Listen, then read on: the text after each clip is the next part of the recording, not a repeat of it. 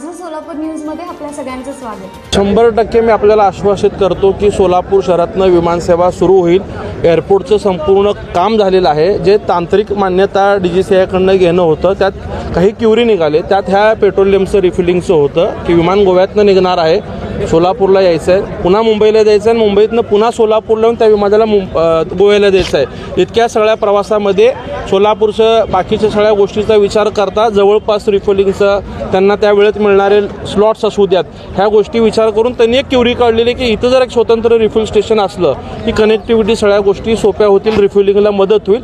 आणि त्यासाठी आपले कलेक्टर विशेष पाठपुरावा करत आहेत. नागपूर ऑथॉरिटी असो, HPCL कंपनी असो आणि स्वतः देवेंद्र फडणवीस साहेब याच्यासाठी इनिशिएटिव्ह घेत आहेत. आज संध्याकाळी देखील 5:30 वाजता जी बैठक होते त्यात हा विषय चर्चेला येईल आणि लवकरच मिळेल. एक साधारणतः महिन्या 2 महिन्याच्या 100% विमानसेवा सुरू होईल. माझं सोलापूर न्यूज या यूट्यूब चॅनलला सबस्क्राईब करा आणि बेल आयकॉन प्रेस करायला विसरू नका.